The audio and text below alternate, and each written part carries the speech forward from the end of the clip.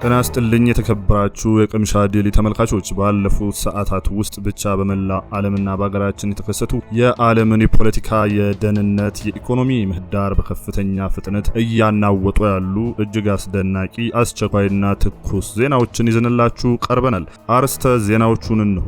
የአሜሪካው ፕሬዝዳንት ዶናልድ ትራምፕ ኢራን የቀረበላትን 15 ነጥብ የያዘ የሰላም ስምምነት ውድቅ ካደረገች ሲኦልን አወርድባታለሁ ሲሉ አስደንጋጭ ዛቻን ባሰሙበት በዚህ ሰዓት የእስራኤል ጦር በኢራን ኢስፋን ከተማ ላይ ሰፊና ከባድ የሚሳኤል ድብደባ ማካሄዱ ተረጋግጧል። ይህንን የዓለም ትኩረት የሳበ ውጥረት በትንታኔያችን ይዘነዋል። በኩዌት ከፍተኛ መሪዎችን ለመግደል በሄዝቦላ የታቀደውና 14 ግብረ አበሮች ሲያመልጡ 6 ሰዎች ደግሞ በቁጥጥር ስር የዋሉበት አስደንጋጭ የግድያ ሴራ ከሰዓታት በፊት ተጋልጧል። ይህንን የባህረ ሰላጤው ሀገራትን ደህንነት አደጋ ላይ የጣለውን ጉዳይ ቅምሻ ዴሊያችን ይዞታል። ወደ ሀገራችን ኢትዮጵያ ስንመጣ ደግሞ የኢትዮጵያ የኢሚግሬሽንና ዜግነት አገልግሎት ትውልደ ኢትዮጵያውያን አሜሪካውያን ላይ ጥሎት የነበረውን የቪዛ ቅጣት በሙሉ የሚያነሳ ታሪካዊ የምህረት አዋጅ ወይም አምነስቲ ማወጁ ተሰምቷል። ይህ በዲያስፖራው ማህበረሰብ ዘንድ ትልቅ መነቃቃትን የፈጠረ ውሳኔ በዝርዝሩ ያገኙታል።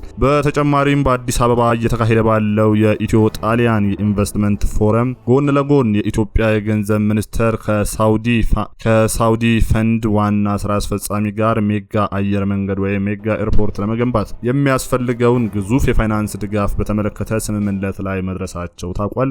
ይህንንም ይዘነዋል። በመጨረሻም በቴክኖሎጂ ዓለም ትልልቆቹን የሶሻል ሚዲያ ኩባንያዎች ሜታና ዩቲዩብ ማህበረሰቡን አደገኛ ሱስ ውስጥ ከታቸዋል በሚል በሚሊዮን የሚቆጠር ዶላር እንዲቀጡ የአሜሪካ ፍርድ ቤት ታሪካዊ ውሳኔ አሳልፏል። በቅምሻ ዴሊያችን ይህንንም የፍርድ ሂደት አቅርበነዋል። ውድ ተመልካቾቻችን እነዚህን ዓለምን እያነጋገሩ ያሉ ጉዳዮች አንድ በአንድ በጥልቀት ከመመልከታችን በፊት ይህንን ቪዲዮ አሁኑኑ ላይክ በማድረግ እንድትጀምሩ በአክብሮት እንጠይቃለን። መረጃዎቹ ለሌሎች እንዲደርሱ ሼር ያድርጉ። እንዲሁም የቻናላችን ቤተሰብ ያልሆናችሁ አዳዲስና ትኩስ መረጃዎች በፍጥነት እንዲደርሳችሁ ሰብስክራይብ ማድረግ አትዘንጉ።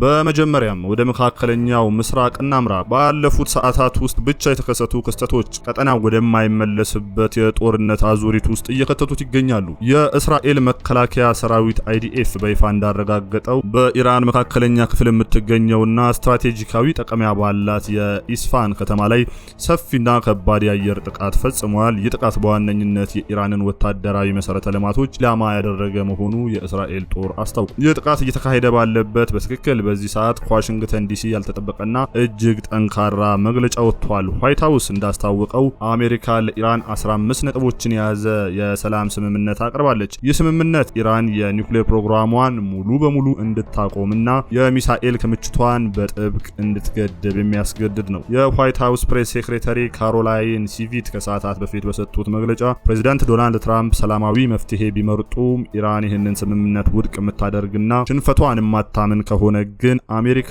ሲኦልን እንደምታወርድባት ታይቶ በማይታወቅ ኃይል እንደምትመታት አስጠንቅቀዋል። ፕሬስ ሴክሬታሪዋ አክለውም የዩናይትድ ስቴትስ ወታደራዊ ኃይል የኢራንን የባህር ኃይል እያወደመ መሆኑንና እስካሁን 140 የኢራን የባህር ላይ መርከቦች መደምሰሳቸውን አረጋግጠዋል። በኢራን በኩል ደግሞ የውጭ ጉዳይ ሚኒስትር አርጋቺ መጀመሪያ ላይ ይህንን የተጋነነ የአሜሪካ ጥያቄ ውድቅ ማድረጋቸውን ቢናገሩም አሁን ግን ስምምነቱን እየገመገሙት መሆኑን ገልጸዋል። ይህ በእንዲህ እንዳለ የተባበሩት መንግስታት ድርጅት ዋና ጸሐፊ አንቶኒዮ ጉተሬዝ ጦርነቱ ከቁጥጥር ውጪ እየሆነ መምጣቱን በመግለጽ ሊባኖስ ቀጣዩዋ ጋዛ መሆን እንደሌለባት አጥብቀው አሳስበዋል። በሊባኖስ በኩል ሄዝቦላ ከእስራኤል ጋር ምንም አይነት የተኩስ አቁም ድርድር እንደማያደርግም አስታውቋል። የኩዌት አስደንጋጭ የግድያ ሴራ። ከዚህ የኢራንና እስራኤል ቀጥተኛ ጦርነት ጎን ለጎን ሌላኛው አስደንጋጭ ዜና የተሰማው ከኩዌት ነው። የኩዌት የሀገር ውስጥ ጉዳይ ሚኒስቴር ባለፉት ጥቂት ሰዓታት ውስጥ ባወጣው መግለጫ በባህረ ሰላጤው ከፍተኛ መሪዎች ላይ የግድያ ወንጀል ለመፈጸም አቅዶ የነበረው የሄዝቦላ ሴራ መክሸፉን ይፋ አድርጓል። በዚህ እጅግ በተቀነባበረና ቀጠናውን ሲያናውጥ በነበረው ሴራ ዙሪያ የኩዌት የጸጥታ ኃይሎች 6 ሰዎችን በቁጥጥር ስር አውለዋል። ከተያዙት ውስጥ 5ቱ የኩዌት ዜግነት ያላቸው ናቸው።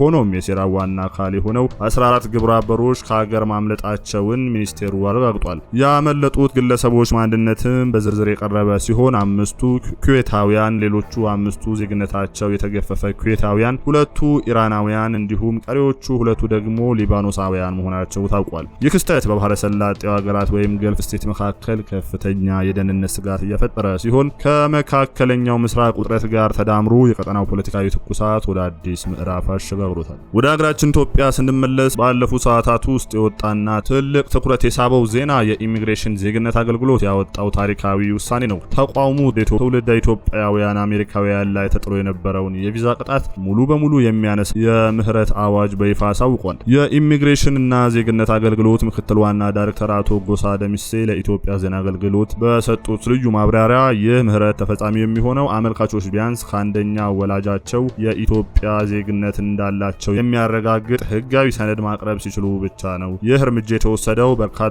ትውልደ ኢትዮጵያውያን አሜሪካውያን ከተፈቀደላቸው የቪዛ ጊዜ በላይ በአገር ውስጥ በመቆየታቸው ምክንያት የጣለባቸው የኢሚግሬሽን ህግ ጥሰት ቅጣት ለመፍታት ነው። ባለስልጣናቱ እንዳሉት ይህ ፖሊሲ ከቅጣት ነጻ ከማድረግ ባሻገር መንግስት በውጪ ከሚኖሩ ኢትዮጵያውያን ያለውን ታሪካዊ ግንኙነት ለማጠናከርና ትውልደ ኢትዮጵያውያን ወደ ሀገራቸው መጥተው ያለምንም ስጋት መስተጓጎል እንዲሰሩና የበኩላቸውን አስተዋጽኦ እንዲያበረክቱ ታስቦ የተተገበረ ነው ብለዋል። በሌላ የሀገር ውስጥ ትኩስ የኢኮኖሚ ዜና በአዲስ አበባ የኢትዮጵያና የጣሊያን የኮንስትራክሽንና መሰረተ ልማት ፎረም ከፍተኛ የመንግስት ባለስልጣናትና የቢዝነስ መሪዎች ተሳትፎ ዛሬ በመካሄድ ላይ ይገኛል። ይህ ፎረም ሁለቱ ሀገራት በኢንቨስትመንትና በመሰረተ ልማት ዘርፎች ያላቸውን ትብብር ወደ ላቀ ደረጃ ለማድረስ ያለመ ነው። ከዚሁ ጋር ተያይዞ ከሰዓታት በፊት በወጣው መረጃ መሰረት የኢትዮጵያ ገንዘብ ሚኒስቴር ከሳውዲ ፈንድ ዋና ስራ አስፈጻሚ ጋር ከፍተኛ ስትራቴጂካዊ ጠቀሜታ ባለው የሁለትዮሽ ውይይት ላይ ተቀምጠዋል። የዚህ ውይይት ዋነኛ ትኩረት በኢትዮጵያ ሊገነባ ለታቀደው ግዙፍ የአየር መንገድ ወይም ሜጋ ኤርፖርት ፕሮጀክት የሚሆን ፋይናንስ ማግኘት ነው። ይህ የአየር መንገድ ፕሮጀክት ኢትዮጵያ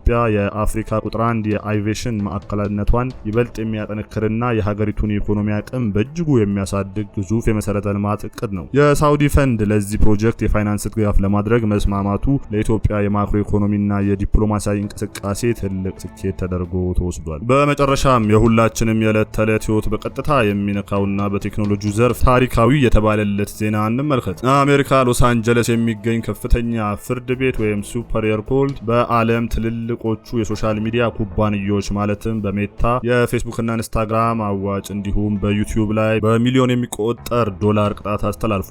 ይህ ውሳኔ የተላለፈው ኩባንያዎቹ ተጠቃሚዎቹን በተለይም ወጣቶችን አደገኛ ሱስ ውስጥ እንዲገቡ አድርገዋል እንዲሁም የህብረተሰቡን ደህንነት አደጋ ላይ ጥለዋል በሚል በቀረበባቸው ክስ ጥፋተኛ ሆነው በመገኘታቸው ነው። ይህ ፍርድ ቤት ውሳኔ የሲሊከን ቫሊ የቴክኖሎጂ ኩባንያዎችን እስካሁን ሲያገኙት የነበረውን ጠንካራ የህግ ከለላ ሙሉ በሙሉ ሊቀይርና አዳዲስ ጥብቅ ህጎች እንዲወጡ በር የሚከፍት እንደሆነ የዘርፉ ባለሙያዎች እየተነተኑ ይገኛሉ። ጉዳዩ የሁላችንንም ቤት የሚያንኳኳ የልጆቻችንንም አእምሮና የነገ ትውልድ ጣፈንታ የሚወስን ነው። ሜታ የፌስቡክና ኢንስታግራም እናት ኩባንያ እንዲሁም የጉግል ዩቲዩብ በሎስ አንጀለስ ከፍተኛ ፍርድ ቤት በተላለፈባቸው ታሪካዊ ብይን ሲያባ ታይቶ ማይታወቅ የህግ አጣብቂኝ ውስጥ ወድቀዋል። ይህ የፍርድ ቤት ሂደት ለምን የዓለም ትኩረት ስቦ ይዟል? ቅምሻ ዴሊ ይህንን ውስብስብ የህግ ቴክኖሎጂ ትንቅንቅ እንደ ሁልጊዜው ፍጥረት አድርጎ ይዞላችሁ ቀርቧል። ወደ ዝርዝሩ ከመግባታችን በፊት ግን የጥልቅ ትንተና ለብዙሃን እንዲደርስ ላይክ ማድረጋችሁን አትዘንጉ። በሎስ አንጀለስ ሱፔሪየር ኮርት እየታየ ያለው የግዙፍ የክስ መዝገብ የተከፈተው በካሊፎርኒያ ግዛት በሚገኝ በመቶዎች በሚቆጠሩ ትምህርት ቤቶች የወላጅ ስብሰቦችና የህግ ጠበቆች አማካኝነት ነው። ክሱ እነዚህን የቴክኖሎጂ ግዙፎች የሚከሰው በቸልተኝነት ወይም ባለማወቅ ማህበረሰቡን ጎድተዋል በሚል አይደለም። ክሱ እጅግ ከባድ ነው። ኩባንያዎቹ ሆን ብለው አውቀውና አስልተው ህጻናትና ወጣቶችን ሱሰኛ የማድረግ አዲክቲቭ ቴክኖሎጂን ቀርጸዋል የሚል ነው። በፍርድ ቤቱ የቀረበው የባለሙያዎች የሰነድ ማስረጃ እንደሚያሳየው የኢንስታግራም እና የዩቲዩብ አልጎሪዝሞች የተሰሩት ልክ እንደ ካሲኖ ቁማር ማሽኖች ነው። አንድ ወጣት ስልኩን ከፍቶ ቪዲዮዎች ማየት ሲጀምር አእምሮ ውስጥ ዶፓሚን የተባለው የደስታ ሆርሞን እንዲረጭ ያደርጋል። መተግበሪያዎቹ ተጠቃሚው መቼ ስልኩን ማስቀመጥ እንዳለበት እንዳያስብ በማድረግ ማለቂያ ወደ ሌለው የቪዲዮ አዙሪት ውስጥ ይከቱታል። ፍርድ ቤቱ ይህንን አሰራር ለህዝብ ጤና ጠንቅ የሆነ የዲጂታል አደንዛዥ እጽ ርጭት ሲል በይኖታል። ለአመታት እነዚህ የሶሻል ሚዲያ ኩባንያዎች ሲገነቡት የነበረው ትልቁ ማሽን ሴክሽን 230 የሚባለው የአሜሪካ ኢንተርኔት ህግ ነው። ይህ ህግ ኩባንያዎቹ ሰዎች ለሚለጥፉት መረጃ ተጠያቂ አይደሉም፣ እነሱ መድረክ ወይም ፕላትፎርም አቅራቢዎች ብቻ ናቸው የሚል ከለላ ሲሰጣቸው ቆይቷል።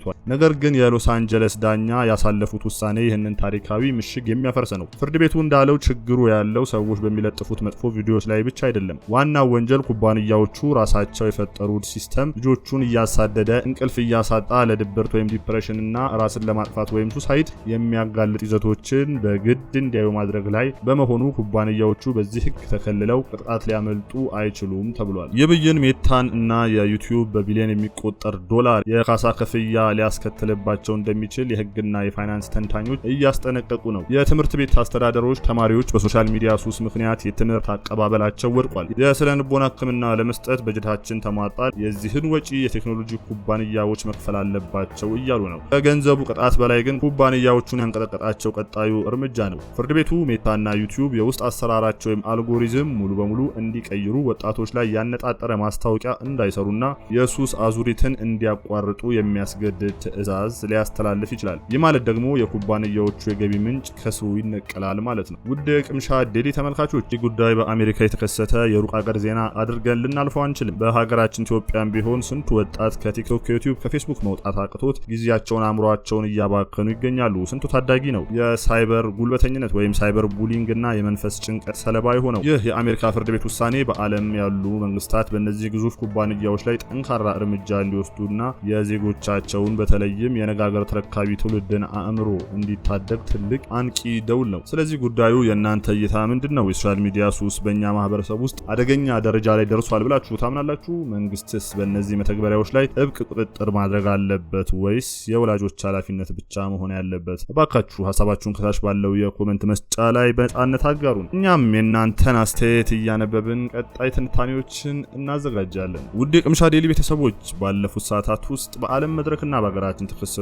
እነዚህን አበይትና ወሳኝ ጉዳዮች በጥልቀት ተመልክተናል። አሁን ደግሞ ተረኛው እናንተ ናችሁ። ከቀረቡት መረጃዎች በመነሳት ምን ያስባሉ?